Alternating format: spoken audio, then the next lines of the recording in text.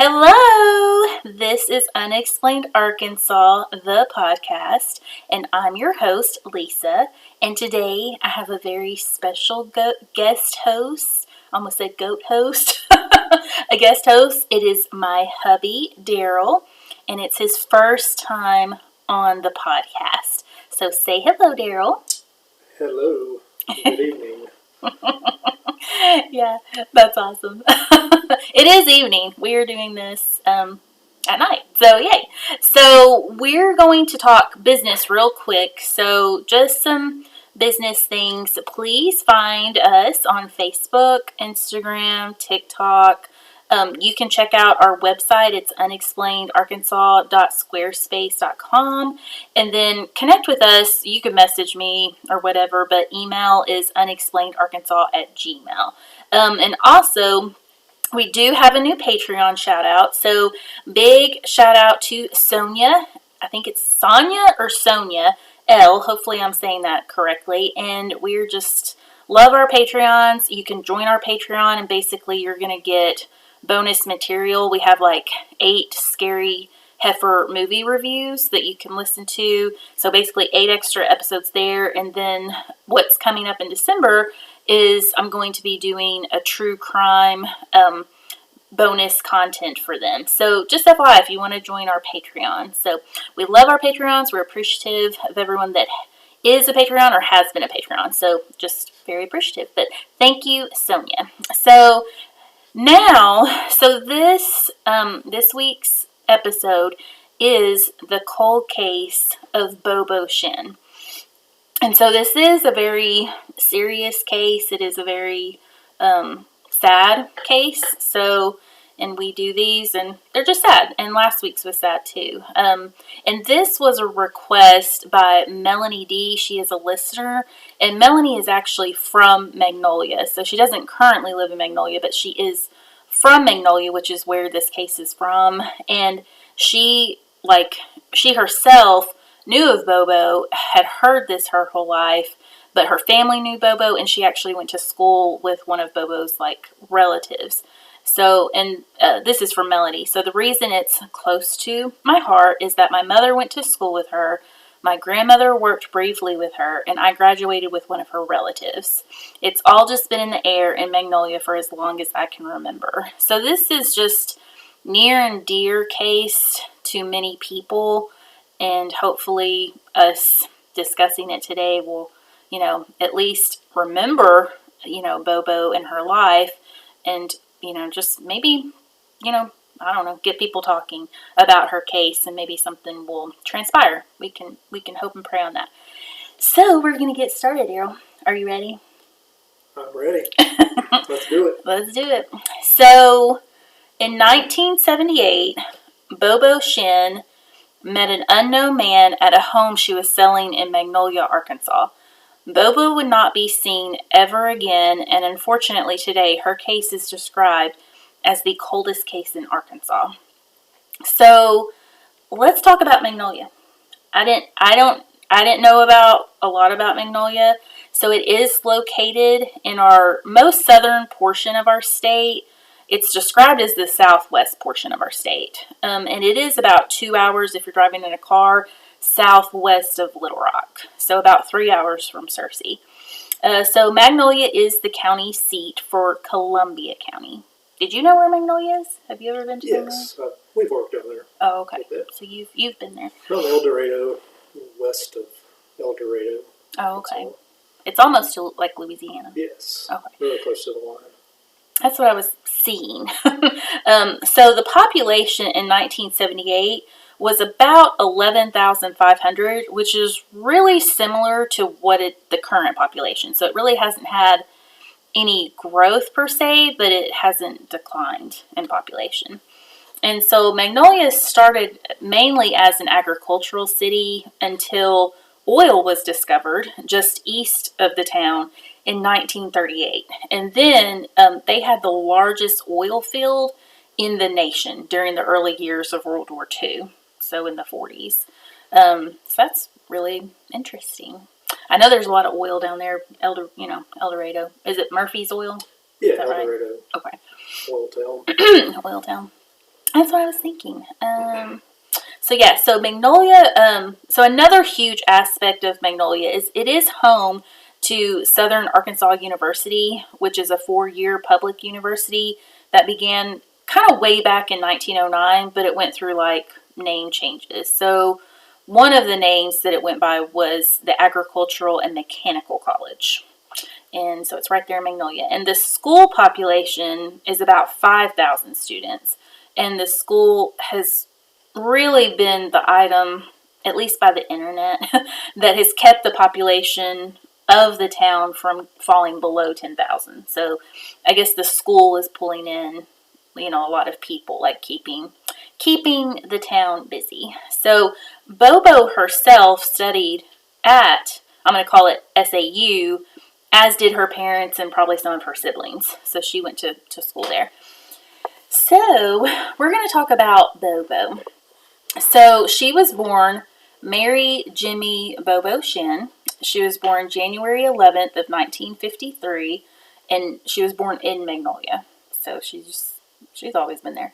Her parents were Gresham James Shinn, and by all accounts he went by Gresham, and then Mary Sue DeLauder Shinn, and she went by Sue. So Bobo was the youngest of 5 children, and she had one brother and then 3 sisters. So they had 5 kids.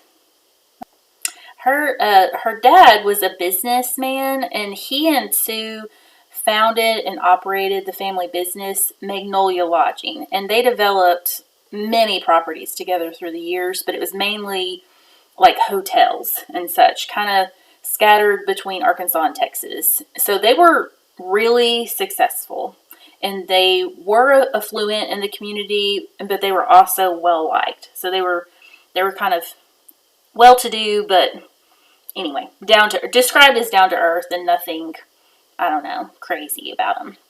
So in Sue's obituary, it would literally say like they had 50 properties total in their lifetime together. So they developed that. That's a lot. That's a lot. That's a lot. They were a team, like us. This is so weird, huh?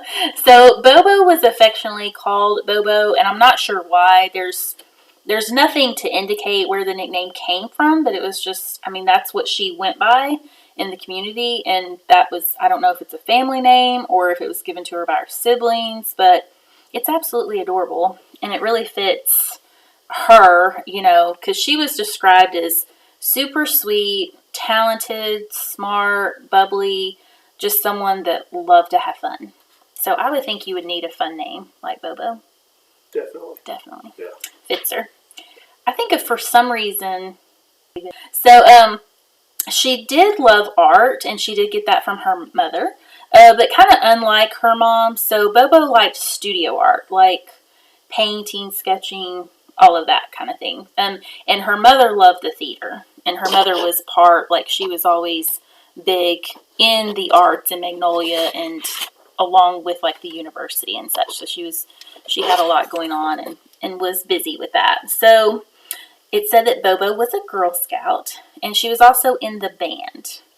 And there was a really touching story, kind of relayed by a friend, like later on in life, like kind of after they had grown, or well, after she had grown up. The friend stated that the school system there in Magnolia was getting like desegregated. So this friend was African American, and they were coming into the school, and this friend was super nervous about this whole situation, like coming into this new school and this just a whole new thing. But Bobo was 100% like awesome about it. Like she was caring. She made this, girl feel really at home.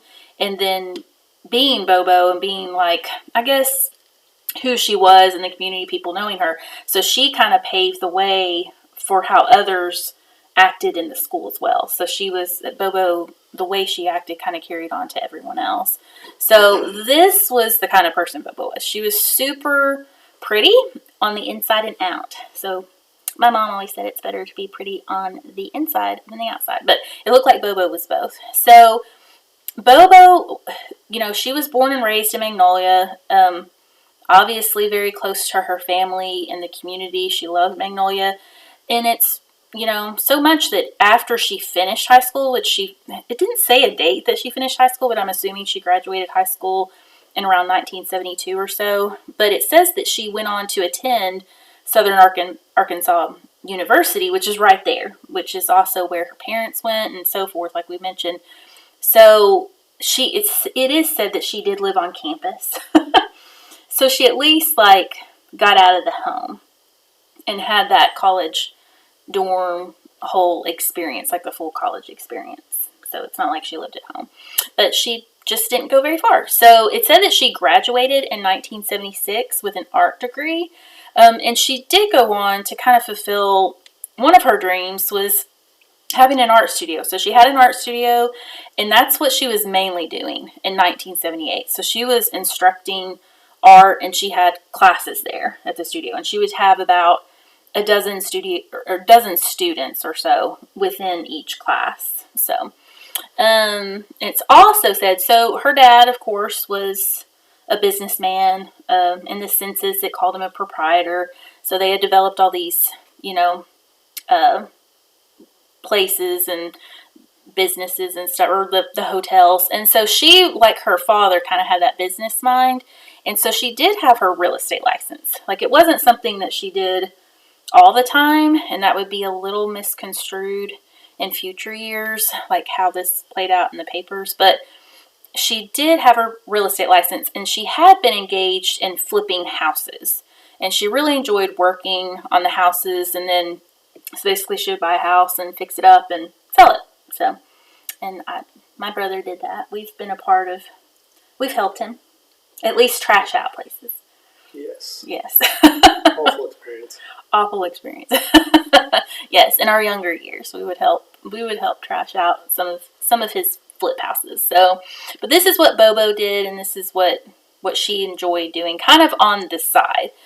So on Wednesday, July 19th of 1978, so friends said that Bobo had shown just a man, didn't say who he was or what he was, his name or anything, that she had shown the house, that she had a new renovated property to sell that was located on East McNeil Street there in Magnolia. So allegedly this man that she met on the 19th at around 4 p.m., he told Bobo that he had property located. The article said Highway 132. Other sources called this highway Taylor Highway. And maybe that would be more familiar to people in the Magnolia or Columbia County area. But they had agreed, so this same man agreed to touch base with Bobo the next day. So around 11 o'clock the next day. So she kind of had that on her mind that she was going to show the house again, but it would be the same dude. So the next day, Thursday, July 20th, was the typical hot Arkansas day. The high got Paris. Does she want it in your lap? I don't know.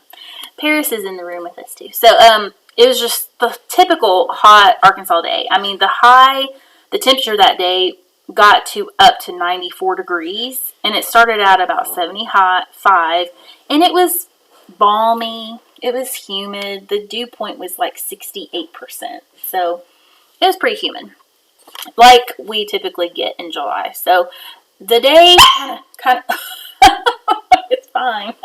Poor Paris. The day kind of started out normal for Bobo. She was living at home with her parents, and they had a very, very nice home, a comfy home, kind of located down by the college. So it said that she got up and she took a walk, and then she got ready and went to her art studio where she was going to teach a class that morning. And this is a Thursday morning. It said by 11 a.m. her friend Anita called her to hang out, to see if she could hang out that day. And she told Anita about the man that was looking at the house on McNeil Street. So she said she would let Anita know if the man was still looking at that day, so then she could kind of tell Anita her schedule. So this is a little side note. So it said Anita was a new friend to Bobo. Anita was actually dating one of Bobo's boyfriend's friends and going to school at the university. And it said that the girls would hang out and spend time at I guess Bobo's dad had like a new hotel in town, and so they hung out at the pool. It sounds really nice. They were hanging out, being young girls or whatever. So it doesn't talk about, I guess, obviously Bobo had a boyfriend at the time, but there is 0.00 mention of his name. Like nowhere. Like in all of the articles I thought that was interesting. So it references a boyfriend, but no name. Exactly. Yeah. So it says that she had a boyfriend. I mean, Anita was introduced to her through the boyfriend, but never saw a name. So I thought that was interesting because normally someone's named. This was happening. Especially a boyfriend. Yeah. Yeah. Now, I will say, evidently, he was cleared from what I gather. Like, they looked at him closely because he was a boyfriend, and he had a solid alibi from what I understood. And also, Melanie had mentioned that. So, he wasn't a person of interest, but still, like, the fact that he's just been a completely void. I don't know if there was something I don't know. It's just interesting to me because there was a lot of articles about this, and there's no mention of him. Name-wise. So, interesting. That's weird. I know. That is weird. So, I just thought that was very, very unique. Okay. So, right after, Bobo was on the phone with Anita, right after that, about 5 minutes or so later, she did get the call from the man. So, the man called in, and Bobo was telling Anita that the man called in and wanted to meet up. But the man said his vehicle was being worked on at the Pontiac dealership right there on Main Street at that time. So Bobo agreed to drive the man to the house. So she was going to actually pick this, I know, pick his face, pick this dude up and drive him. And so they agreed to meet at it was called the Easy Mart there by the dealership. And they were going to meet up around 11:30 or so. So she's telling Anita, yes, I can hang out with you, but I might not be done with this until 1, was what she was kind of conveying to Anita. And so Anita was like, okay. And then Bobo literally says to Anita, come looking for me if I'm not back this afternoon. Yes. And she kind of said it jokingly, come find me. But yeah, she said that to Anita. Well, the fact she was picking him up, that's... But I mean, back in the 70s, it was probably not as big a deal. Nowadays, this is you wouldn't want to do that. Oh, yeah, yeah. And she wasn't really a quote-unquote realtor showing houses all the time, and even then, I doubt realtors were that careful. I mean, in the 70s. I know they're super careful now in everything that's happened, but yeah, I thought she made that comment, though. There was something in the back of her head was like, okay, come after me. It's just awful it's just awful to think about what happened. So Anita was literally the last known person to actually talk to Bobo. So, and it's unclear if Anita phoned.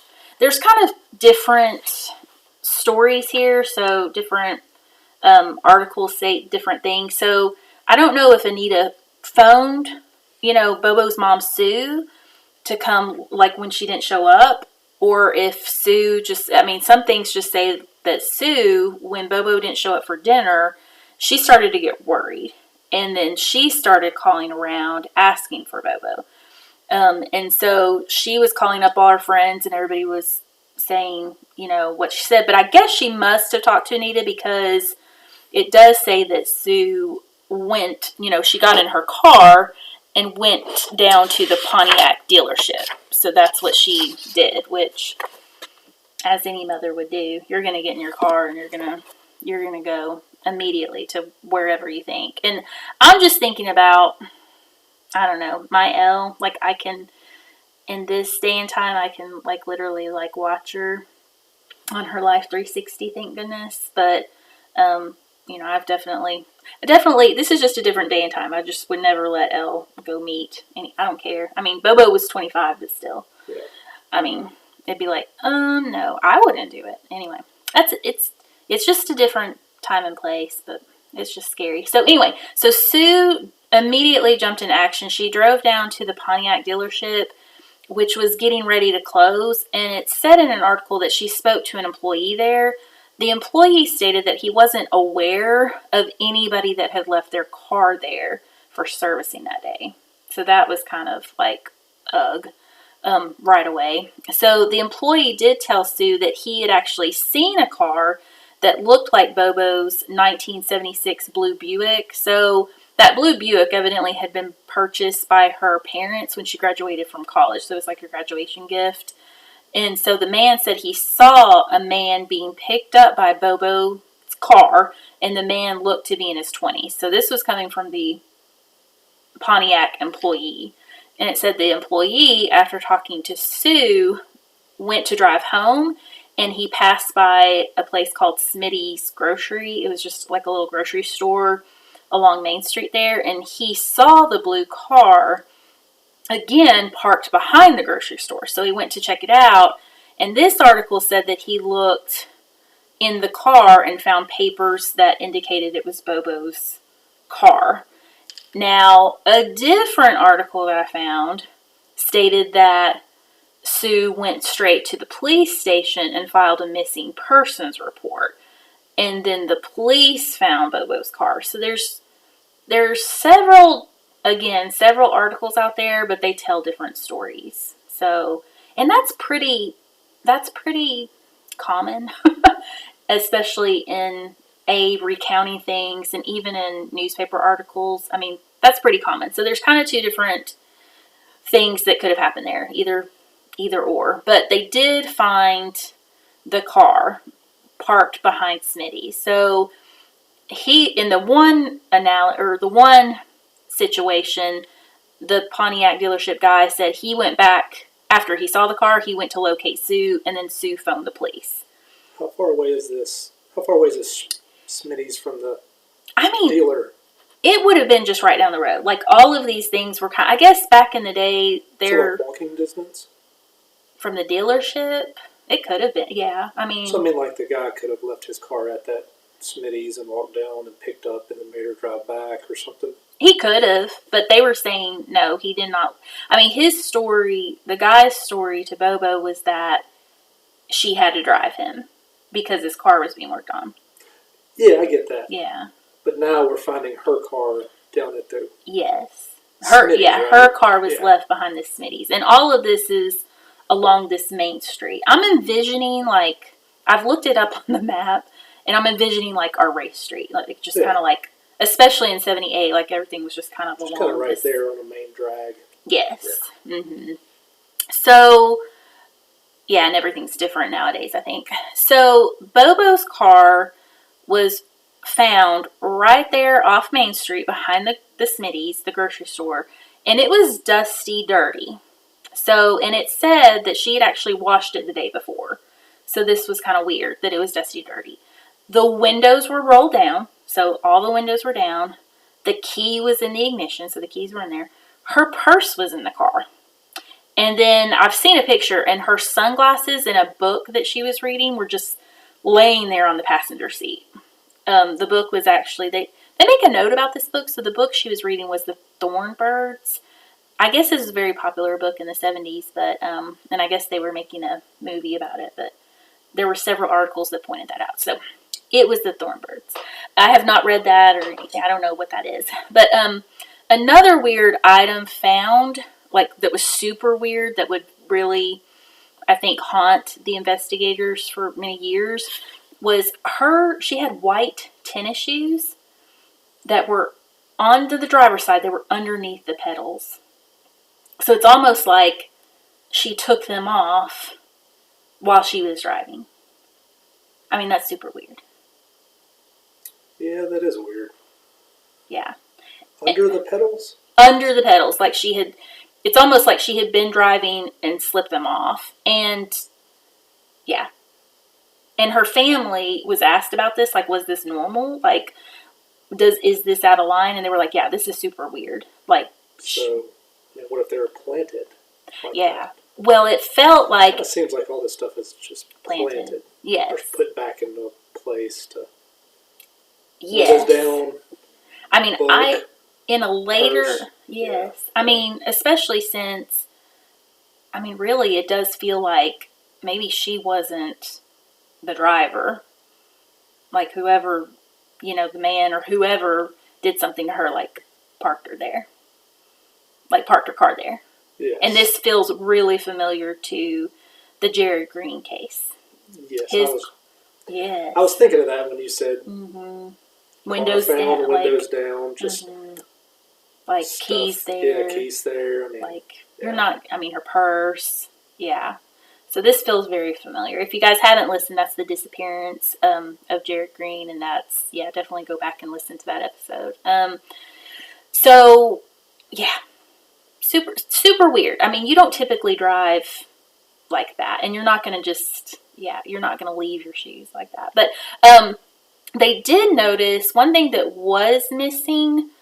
And the only thing that was missing was an appointment book. So the purse was there with money in it and all of that. Yeah. But her appointment book was missing.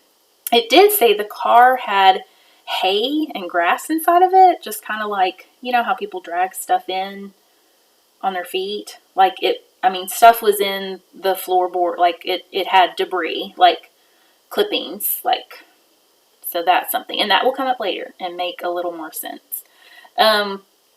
So again, I don't know if she had literally just gone to the McNeil house. So I did look up the McNeil house from Main Street. It was like, we're talking 4 blocks away. So the McNeil property that she was showing, if she really did just pick him up at the Easy Mart and take him, like it was, I mean, even in traffic, I can't imagine it would have taken them very long to get to that house and back.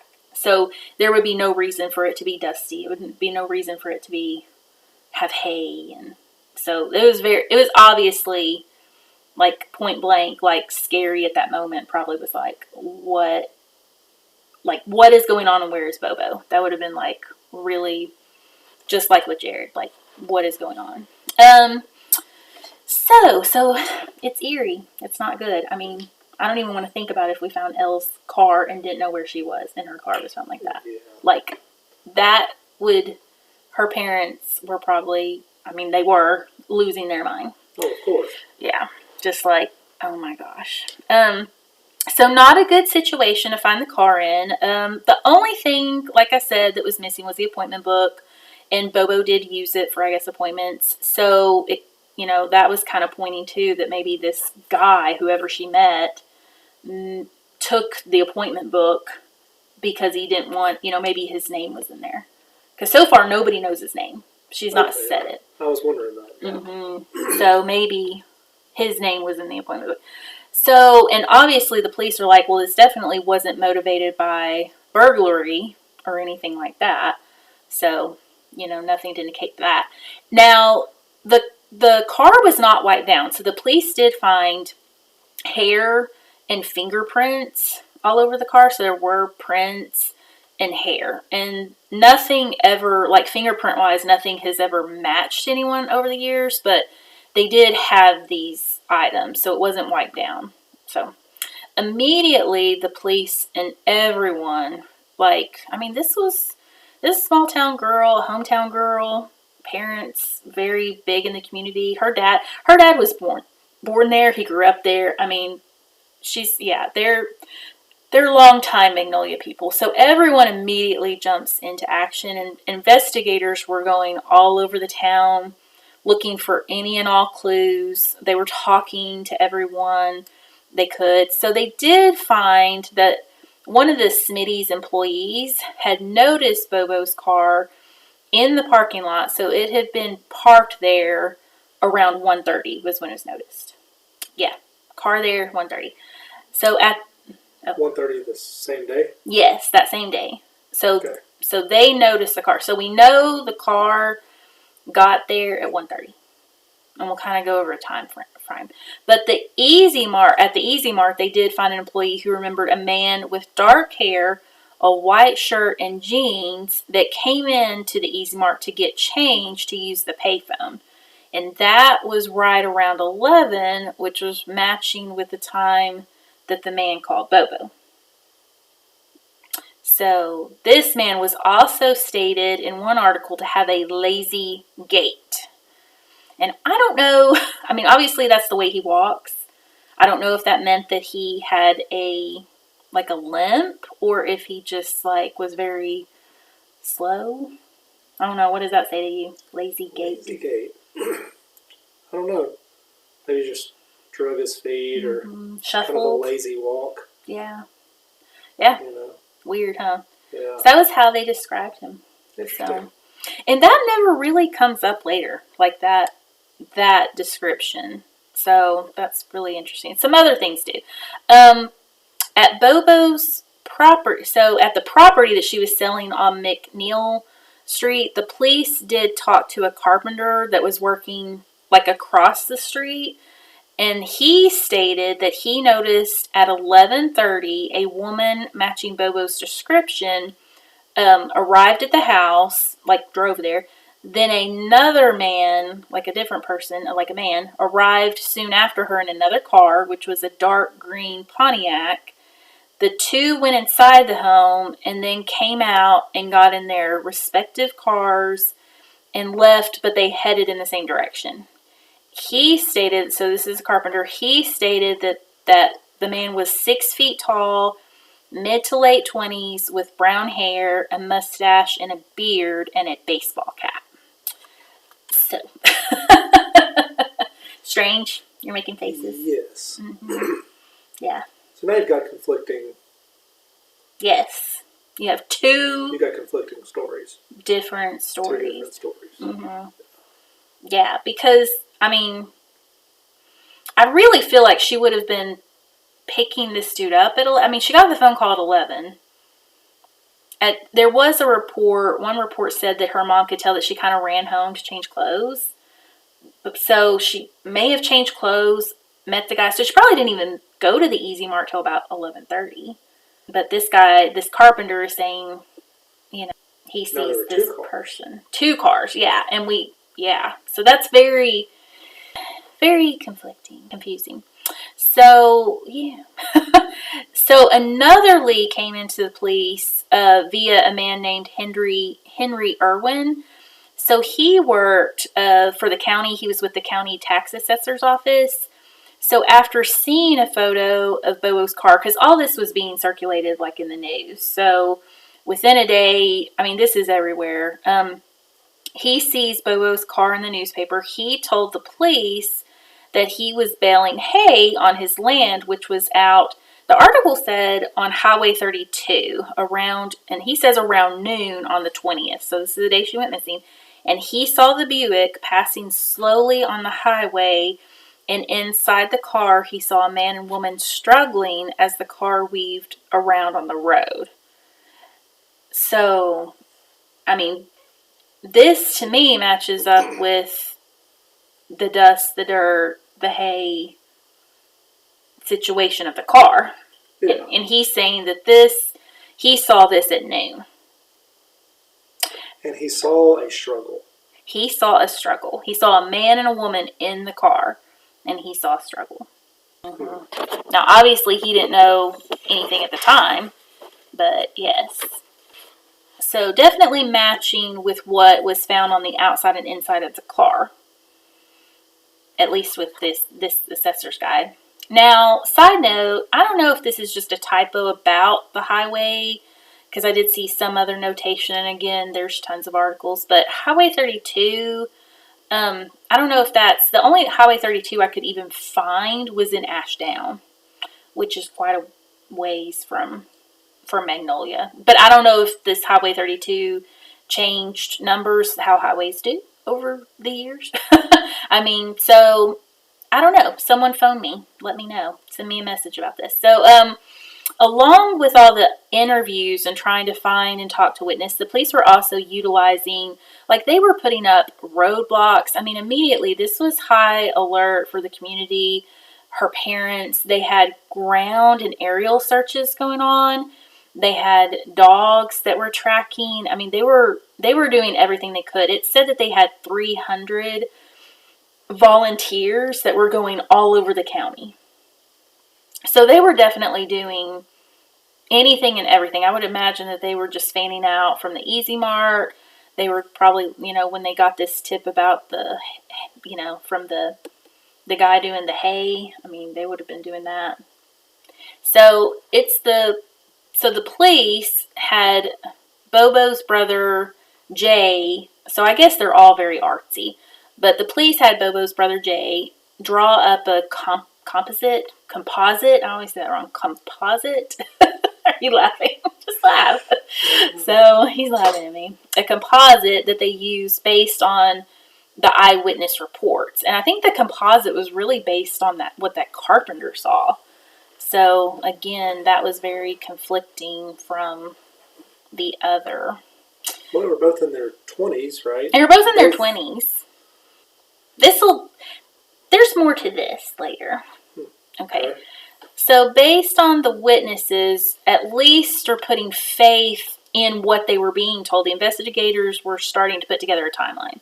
So they say Bobo spoke to the man at 11 on the phone.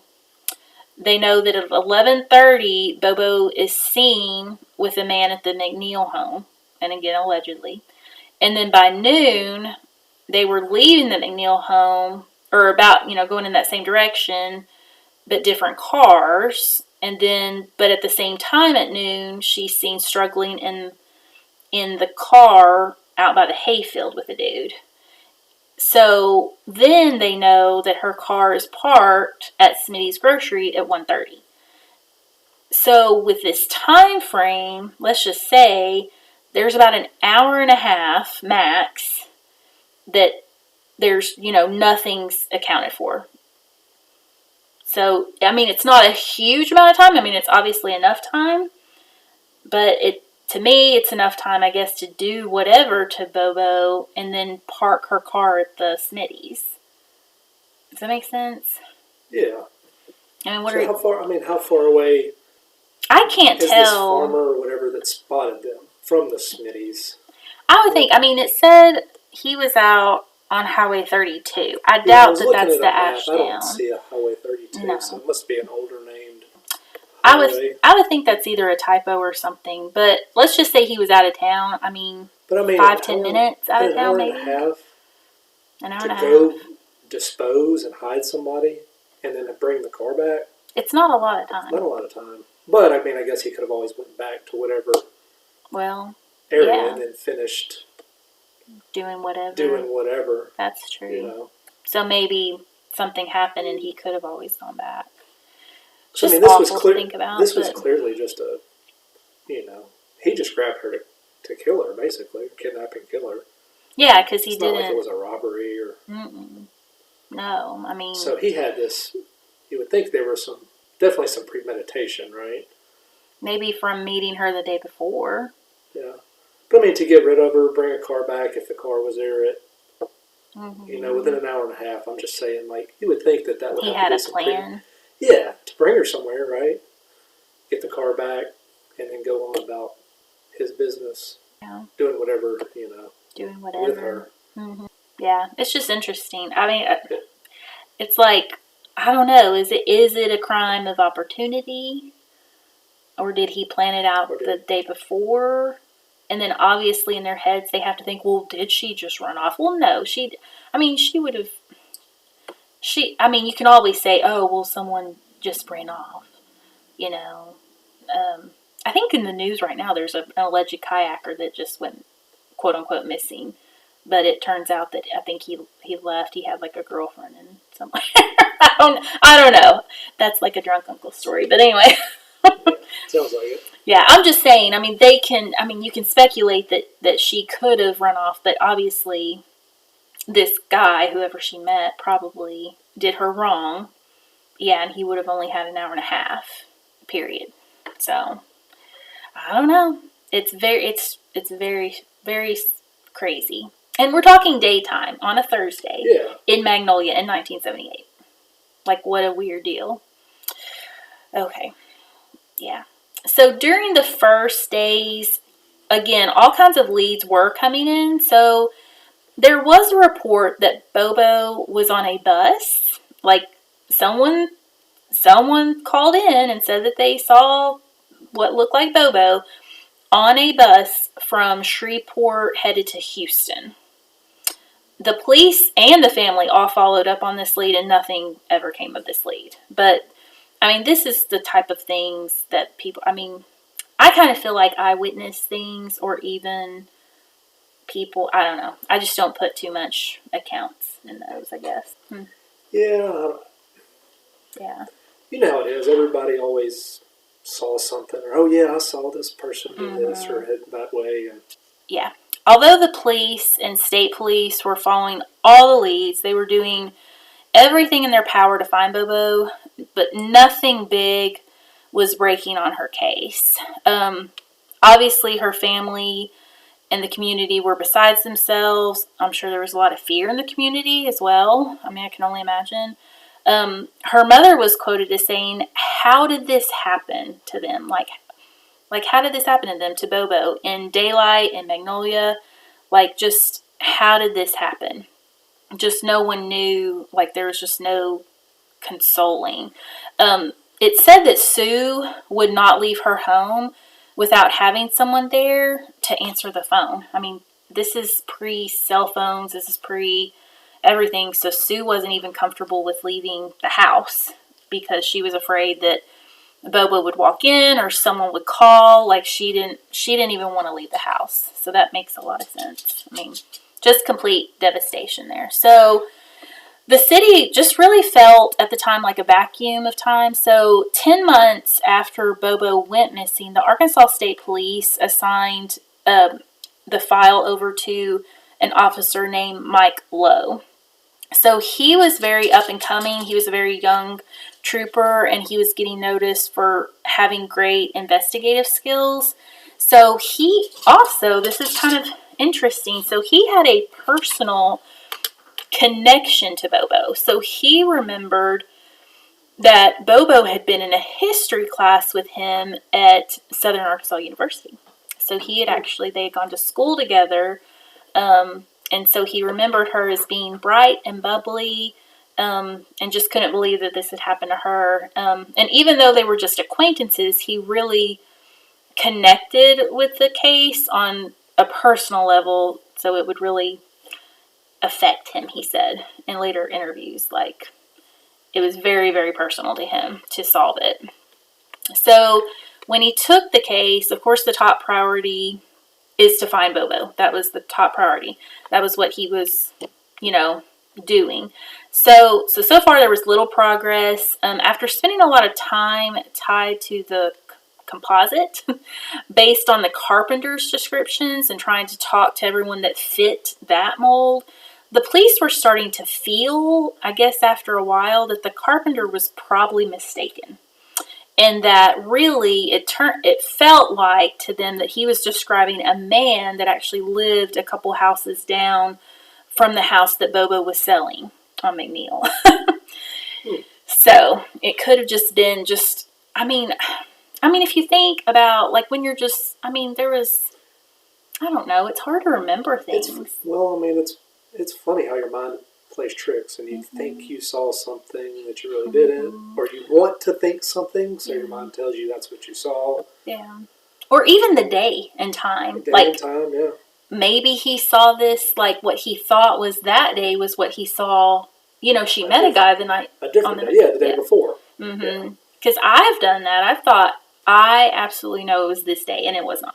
Well, all these cold case stuff, that I watch with you or listen to. It happens all the time. Somebody thinks they saw something they didn't, or it's a totally different day or a totally different time.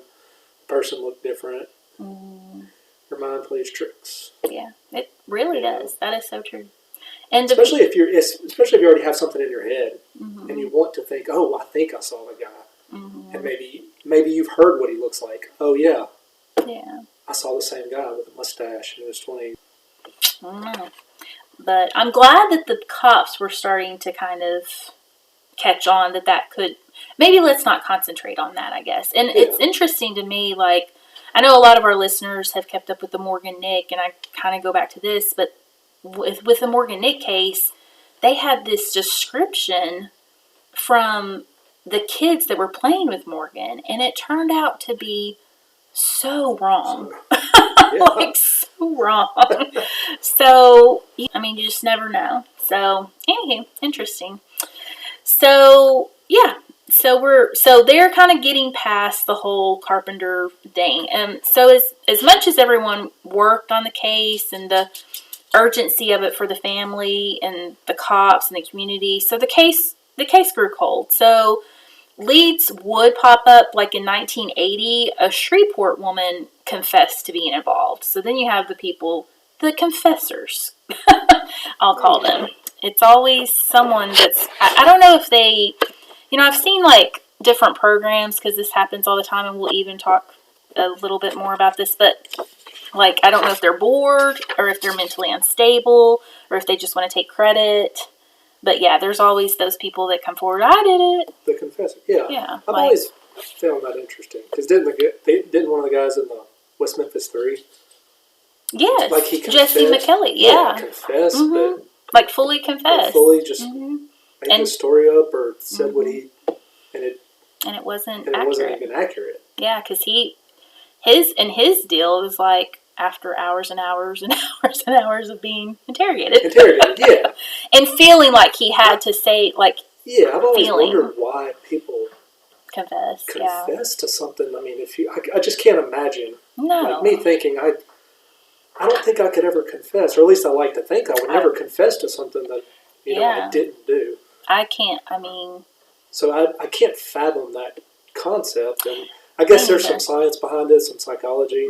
Yeah, I'm sure there is. I don't know. Yeah, it's very hard to think about for me too. Yeah, like I'm like that. I'm like, there's no way I would say I did something if I didn't. If you've been accused of doing something, it kind of makes you mad, especially if you didn't do it. Yeah, but this woman's just offering it up, like no one even accused her. Yeah. So, and there's also, on top of that woman in Shreveport, there was also the serial killer Henry Lee Lucas, who was out there confessing to everything, everywhere. So it doesn't state if he actually confessed, or because I think by this time he would have been apprehended by this time. And so all across really the area, all the police were going to him or looking at him, because he was a serial killer. He had murdered people. So it's not really clear who, what, where, but it did say both of those leads were heavily looked into, but they were proved to be false. So it wasn't the Shreveport lady. It wasn't Henry Lee Lucas. So they ruled those out. So the Arkansas State Police, Mike Lowe, so he was working the case, and he actually had to, so between like 1979 and 1998, he was the primary investigator with the Arkansas State Police. And of course, that's a long time frame, and he was working it and such, and very serious about it. But something happened in 1998, so he was actually moved back to being a trooper. So he was taken off the case. He was moved from investigations into trooper because he had a disagreement with a superior. So he would still continue to follow up leads, even though he wasn't assigned the case. So like in the 2000, like any lead that popped up, he was checking it out. But he actually retired from the state police in 2010, and he went and ran and won the bid to be the Columbia County Sheriff. So now he's sheriff. So as of 2010, Mike Lowe is the sheriff, and now he can really focus on Bobo's case. And in between 2010 and 2014, he stated that he focused and chased leads from all Texas to Florida, all over the place. So he was chasing anything and everything during that time frame. But nothing, unfortunately, came from the pursuits. But in the meanwhile, so obviously the Shinn family had resources. And in fact, it said that they would utilize a lot of their resources and savings and such on this. They did have a reward right from the beginning. It looks like the parents, even though they knew the police were trying, obviously, if you're a parent and your kid is missing, and the police obviously can't really even talk to you because they're working a case, you're going to do everything you can to find your kid. And that's what the Shinns did. So they went through about 2 private investigators, and like right away. And they didn't really, nothing was really happening. So they did hear about a very high profile private investigator from Texas. And his name is William Deere. So he had actually been involved in, he was high profile because he had been involved in this James Dallas Egbert III case. And I had never heard of this case. A side note into this. So evidently this James was a college student in Michigan, at Michigan State University. This is crazy. He went missing after leaving a suicide. I guess he had left a suicide note. I couldn't really understand. Like, he maybe didn't commit suicide, but tried to and left a note. And instead, he just ran off and hid. So his parents, of course he's missing, so his parents hire William Deere, and he chased after him. Like, I guess he found out that James was really big into this Dungeons and Dragons, and somehow got into this whole underground friendship community. He chased him down all the way to Louisiana and found him. So the kid just went on the run. I don't know why. I don't understand. It didn't say why, but anywho. So he got him back for the parents. So this was like a high profile case that was, I guess, in the news and such. So the Shinn family went after, William Deere. So Deere went to work for the Shinns in October of 1979. So this was, about a year, about 16 months after Bobo went missing. So the Shinns were very hopeful still that Bobo was alive. They were just praying that she was still alive somewhere. And they had, like I said, they were offering up rewards and such, but nothing was happening. So even though William felt like Bobo was not alive, like he didn't feel like she was alive, like they hadn't heard from anyone, like as far as ransoms, and he just did not feel like she was still living, but he went ahead and took the case.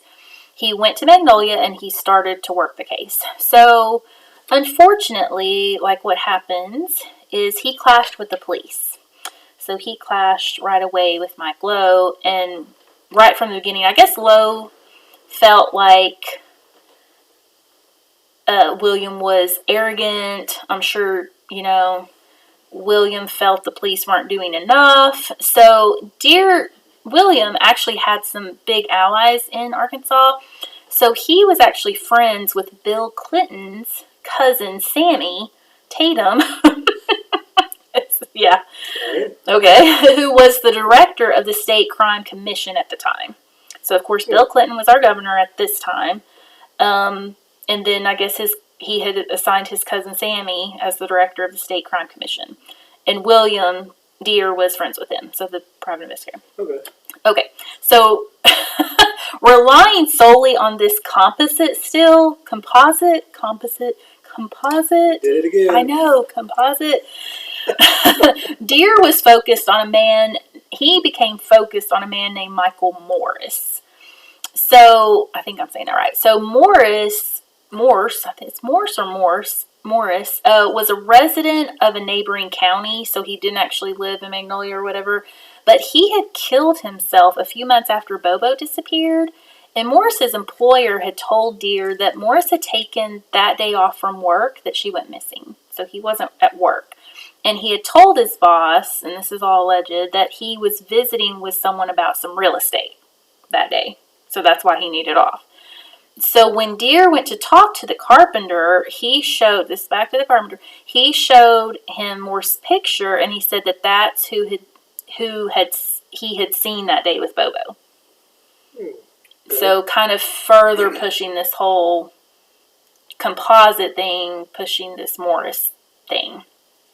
So Deere stated that he told Mike Lowe and the other investigators that a psychic source told him that, yes, you heard that right, a psychic, and there have been multiple psychics evidently that had called in. I think that happens, and then some people do, and I have different opinions. I do believe that some people definitely have psychic abilities, and I do believe that there are, people that just say they're psychic and don't. But anyway, I do believe in some. So anyway, Deere stated that a psychic source told him that Morris had buried Bobo with Morris's own father, who had already passed away.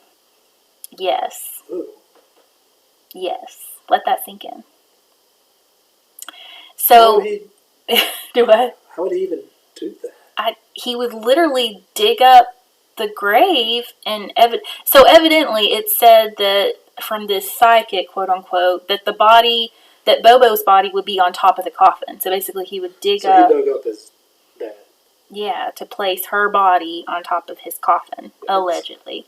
And his dad was buried, it said, in the Western Cemetery, which is. Did they ever check this out? Yes, we're getting there. Am I getting ahead? You're getting ahead, but that's okay. So, in an effort to follow this lead, William Deere decided, I guess, and I understood that you have to get permission, I would assume, but Deere decided to exhume the father's grave to make sure Bobo wasn't there. So, on November 20th of 1979, it said that there were cars evidently lining up, along this route, and all the police were there. Mike Lowe was there. All the interested parties were parked at the Missionary Baptist Church, which is right beside the Western Cemetery, and that they all stood around, and the dirt was lifted, and as the dirt was lifted and they got closer and closer to the coffin, then they found that there was no Bobo. So Bobo was not there. And so it said in this article, obviously extremely disappointed, Deere stayed behind, and all the other law enforcement people just kind of crept away and got out of there. And by Christmas, the Morris family filed a $2 million lawsuit against William Deere for emotional, and I'm not laughing at the situation, but emotional duress and invasion of privacy. And in some articles it said that they had given him permission. I don't know in writing, I don't know. Well, I was going to ask. They dug up... I would think it should be in writing. Well, yeah, they dug up a grave based on a psychic? Yes, that's what he had told them. That's interesting, that they would even let that. That they would even agree to that. Legal. There's got to be some legality, right? But, back then, a psychic told me, so... Yeah. And again, I like nowadays, you have to get a court order to exhume a body. We went into that when we talked about the Janie Ward file. Gotcha. The Janie Ward case episode. So I would think it sounded like he had the family's consent, but then they got mad and then they sued him. So, yes. Yeah. So I don't know I don't know if he got in writing. Now, I will say this. So, consent or not, they filed the suit and they went to trial, and so in the trial, he actually came clean. So William Deere came clean and said the tip wasn't from a psychic. He had just said it was from a psychic to protect the identity of his source, which, according to articles, the source came out and said that it was a nurse, allegedly it was a nurse who worked for Michael Morris's psychiatrist, who said that she heard Michael say this to his psychiatrist. Wow. Yes. And so this is very confusing to me too. So evidently the family, when Michael, quote unquote, killed himself, it was a gunshot, and they didn't feel like he actually did it himself. They felt like he was murdered. But he did have a history of mental illness based on what I read and based on what I saw. And evidently there were people that said that after Bobo went missing, Michael was obsessed with the case. So there are still people that think that he could have done this for real, Michael. But long story short, the jury did not side with the Morris family. They sided with Deere, and he was not, he didn't have to pay anything. They didn't win anything. Mm-hmm. So he wasn't in trouble. Now, after the lawsuit, of course, I'm sure Deere was pretty done with all this. So he left and stopped working on the case. And this would have been 1980. So the Morris guy, I'm going to backtrack. Okay. Yeah. They said he committed suicide, but the family thought he was. Yeah. Maybe. So I found could have been a murder, or he was shot. I found an article that said the way that he was found made it difficult for them to believe that he killed himself. Okay. Yes. So, but there had been signs of, like, it wasn't, a full surprise to some people, I guess. Gotcha. So, and he had a psychiatrist, evidently. And a nurse, allegedly heard. A loose lip nurse. Yes. So there's a whole... There would be some privilege with the nurse, is there? I would, yeah, I mean, I don't know what there is in 78, but yeah. So he was William was saying he was protecting her with this psychic story. So, weird. Wow. This is a lot. So, unfortunately, Bobo's poor parents would not live long enough to get answers. So, Grisham, her dad, he passed away in 1986 at the age of 70.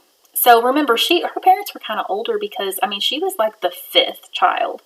It said that one of her sisters was in her 40s when she was 25. So she was the baby. And Sue was, and Sue at that time that Grisham passed, like, she was just thankful that he would now be with Bobo and know what happened to Bobo. So Sue lived until 2012 and she was 93 years old. Wow. And her obituary was absolutely beautiful. You guys, I'm not going to obviously read it or anything, but it was a very good testament to living a really long and lovely life. Like, obviously, her kids probably wrote it, and it was very nice. So, in 2014, so this would have been 2 years after Sue passed, Bobo's 4 siblings had Bobo declared dead, and they did have a beautiful memorial service. They had like a whole slideshow. They had like a former Miss Arkansas, I guess from Magnolia, she sang. There was the pastor of their church that they went to that was like there when Bobo was there. There was tons of people. Just a really nice ceremony. So they finally felt like they needed some closure. The kids did. And they had this memorial service. And they did have a tombstone erected and sat beside where her parents were laid to rest. So that's so sad. So that was 2014. In 2017, I think it was her oldest sister, Rebecca, passed away. So now there are just 3 siblings left, and they live in the Texas area. And they are continuing the fight for Bobo, the fight to know what happened. Her parents had set up a $25,000 reward for her return, and the kids do continue this reward to this day. So over the years, leads would come and go, and they would be followed. And Michael Lowe, as sheriff, he worked the case persistently. And in January of 2015, he actually reopened the investigation of Bobo as like a fresh start. So he pretty much threw out the composite, completely just starting square one, starting like it just happened. And so they did re-interview any living witnesses. It said that they sent all the information to the FBI for analysis. And Lowe did retire in 2023, but he does continue to work the case, and he had an agreement with the new sheriff to kind of continue to work the case, so not to like let it go. This was kind of said, this is by Lowe. So this, to me, this is what Lowe felt. So he said, "Oh my gosh, I went to law enforcement agencies from just about California to Florida, and some I can't even remember. I've gone all over the place, but this is local. I've always said it's local." So Mike Lowe's position is it was locally done. Like, they still feel very much like the person that did it could stayed in Magnolia, lived in Magnolia, like, yeah. So Deere was actually interviewed for an article, like, much later on. He discussed that he had a new lead come in that he discussed with Lowe, but was advised to contact the prosecutor's office. I believe this was like 2016. And he never divulged any information in the interview about the lead, who who, what, where, but he did say that it was a very good lead and that he felt good about the lead. But I did find out, I did do a little dig, and so he actually passed away this year, and he was still living in Texas. So the private investigator, William Deere, did pass away. There are 2 YouTube videos out on Bobo, so they do relay some information, but they pretty much just, I mean, everything that you could read one article and that's about what they cover. But this is what I find interesting in the YouTube videos. People comment. Yes. Yes, they do. Yes, they do. So people were commenting, which was the most interesting part about these videos. So a lot of people stated that they felt for sure Bobo is buried at some place called the Hippie Hut.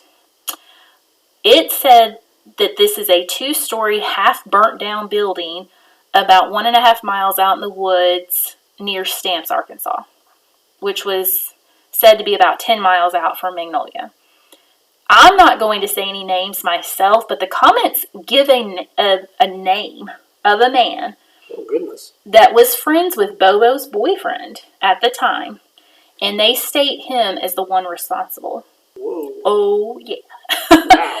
I know. I was like, okay. And again, I'm not going to say that name myself, but you can go, I mean, there's literally only 2 videos on YouTube, and just read the comments. So I did find an article where William Deere thought Michael Morris hung out at this so-called hippie hut. So he had commented in an interview somewhere that Michael Morris was connected to something called a hippie hut. So I don't know. Sounds like an interesting place. I know. I do know that Melanie had mentioned, some people think, like I said, they think it's Michael Morris or whatever. I don't know. But I feel like in my head, so, obviously the Morgan Nick thing is big on our minds, that this physical evidence was preserved and found and actually, So my thoughts are, we know they found hair and such in Bobo's car. So was that evidence preserved? Is that evidence around? Can they test the evidence? Obviously, if they think it's Michael Morris, there should be relatives of Morris to see, if there's any type of DNA profile from hair, you would be able to rule out Michael Morris. Yeah. Period. I know he passed away right after Bobo, but you would be able to rule him out. So I really pray that there is some type of material left. That is my prayer. Now, obviously, guys, we do these episodes as a request, and like I said, if nothing else, just to remember Bobo. Bobo was beautiful. Bobo was awesome. She sounded amazing, and her life was cut short, and that is just such a tragic deal. And I want, like Mike Lowe, for this to be solved. But if you have any information on this case or know anything at all, even if it's just an inkling, please call the Columbia County Sheriff's Office at 870-234-5331. So that's all I have on this. I will say, this was a little tidbit I found very interesting. So at Bobo's memorial service, they did say that there is a Master's of Arts in Teaching scholarship that has been established in memory of Bobo. So you can actually go and make contributions to this online at Southern Arkansas University Foundation. So that is awesome. That is awesome. I know. So that's a sad one. That's a sad one. And thank you, Melanie, for telling us about it. And Daryl. It's very sad. It's very sad. So, it's hard as a parent listening to something like that. I know. Like, I think of my little baby. Yeah. It's very hard. So this was a sad one, guys. And applaud Daryl. Thank you, Daryl, for sitting in on this. Absolutely. So he's a man of little words, but he did good. So, but anyway, guys, thank you for listening. Contact me, and we have a lot of fun planned. So probably the next 2 episodes are going to be more along the paranormal. I have to have a break from the sadness, but talking about sad, right before Christmas, it'll land the 23rd. Right before Christmas, I'm doing The Christmas Killer, which is horrendously awful. So I'll just say that. And it might be either a really long episode, or I don't really know. I've got a whole book on it. There's a lot of information on it to cover. So anyway, so love you guys, and thank you for listening. We'll talk to you later. Good night. Good night. Bye.